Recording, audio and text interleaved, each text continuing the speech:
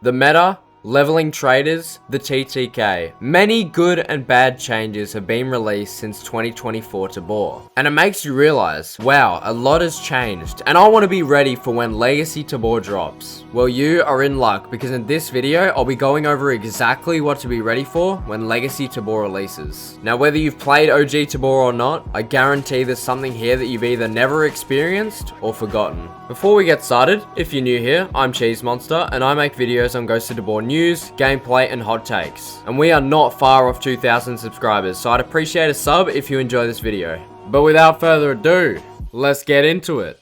So let's start with one people aren't talking about enough. Legacy Tabor is confirmed to be launching with only 3 maps. Missile Silo, Miest, and the old island of Tabor. Compare that to main Tabor, which is about to have 6 maps once the Zava Valley drops. Now let me tell you why that actually matters. Even if Legacy Tabor is a massive flop, which it won't be by the amount of people I've seen already pre-order it, there are way fewer maps to spread across. That means every single lobby is going to be way more packed than what you're used to on main Tabor. That means Legacy Tabor can survive for a lot longer on a lower player base. PvP is about to go crazy. There will be no more running around a map, maybe seeing a team or two. Every corner and tree on island is going to have someone in it. Next up, the meta. Right now, we're used to a few guns dominating the meta. I'm sure people are sick of dying to the Origin 12 on Silo and even Mudka, where the FAL and Spear are everywhere. The thing is, those guns don't exist yet. The Saiga will reclaim the throne of the best shotgun, and the AK Alpha and AS Val are going to be back on top of everything. Because all the guns that dethroned these weapons just don't exist yet. No FAL, no Spear, none of that. But here's the twist, AP is viable in Legacy Tabor, and that changes things. Because a bunch of guns that were really only viable with AP ammo are suddenly back in play too. Think about a lot of the 5.56 weapons. Like the Scar, one of the many guns that became useless once AP became a grind to get. But now that it's just one trip to the market to get the best ammo again, they're viable. This ties directly into a couple of things I covered in a recent video I made. If you haven't checked that out, you should if you're unsure if you should buy Legacy Tabor. But old weapons that used to be meta, like the AK Alpha, are about to be relevant again. Now here is a huge one. There will be no secure containers in Legacy Tabor. Before containers, everything you brought into raid was fully at risk with no exceptions. In main Tabor, you can just have one and whatever's inside makes it out even if you don't survive. Having no containers completely changes the game. Every raid, you're deciding what you're actually willing to lose. It's a different kind of tension than what main Tabor has for many players, and the feeling of actually seeing keycards and bags is like no other. I think this is wraps for the lobby. As long as you can win your fights, expect lots of keycards, boys. And since people are going to be scared to lose a lot more stuff, naked raids are coming back. You'll be able to snap the necks of scavs, guns and other mags found in raid will be full, and yeah, honestly, I miss doing some naked raids. Sometimes you just have to take a break from being a kidded Chad and just be a little Timmy. Also, Legacy Tabor gets rid of the quest system entirely. Quests weren't added to the game until later on. Before that, it was missions only, repeatable with minimal story and no item rewards. You only get trader rep for these missions, so if anyone was planning to rely on quests for gear, you're gonna have to figure something else out. I don't know what to tell you. The quest system brought story-driven objectives with actual rewards, plus stuff like backpack drop-offs, extracting items, and USB stick quests. None of that exists in Legacy. Instead, you're back to old repeatable trader missions, which isn't bad either. There were many player kill missions from Spectre, which I like, and it was not hard to level traders. I'ma keep it real with you lads. After the mission rework, I haven't hit anything past Minty 2. It would have been Minty 1 if I didn't have this Nuclear Knight DLC. And I hit Spectre 4 one wipe. Before the quest system, I was Spec 5, Minty 5 every day of the week. I'm not heavy on quests or missions at all in current Tabor, and doing these old missions felt like a lot less of a chore and more of a fun grind. It's a much simpler progression loop, which honestly might be a nice break from main Tabor's grind.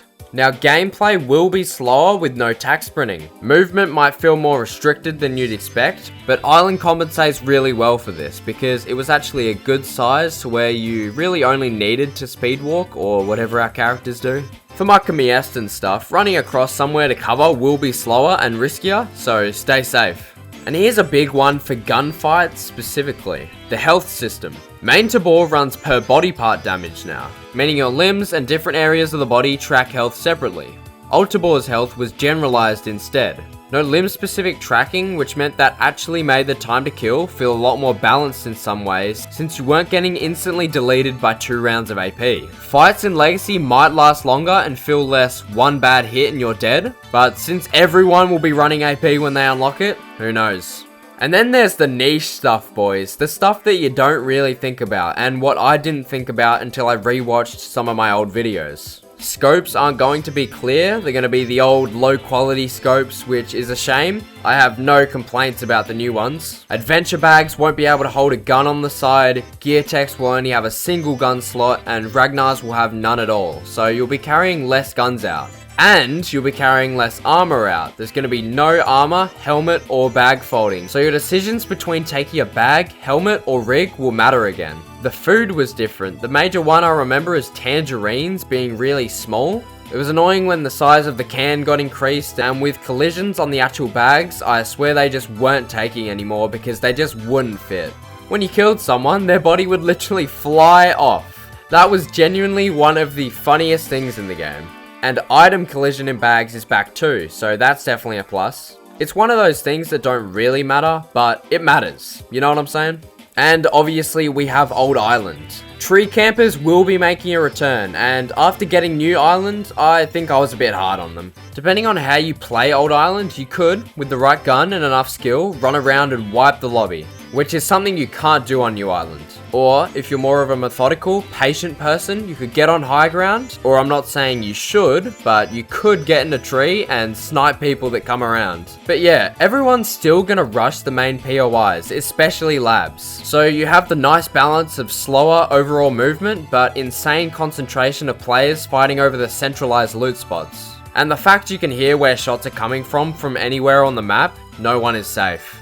And I don't mean to put anyone who's scared of PvP off here. You can definitely make it out alive if you play your cards right. It's just going to be more of a challenge. And avoid labs specifically. Expect it to be an absolute bloodbath. If you are heading there, which you should be, it's the best spot on the map to have control of and has 2 purple spawns. So if you really have a think about it, this is going to be a completely different experience all over again. Packed lobbies, old metas, and no secure containers getting in the way of that juicy loot, as well as a simpler progression system. If you go into Legacy Tabor expecting Island to be the only change, don't.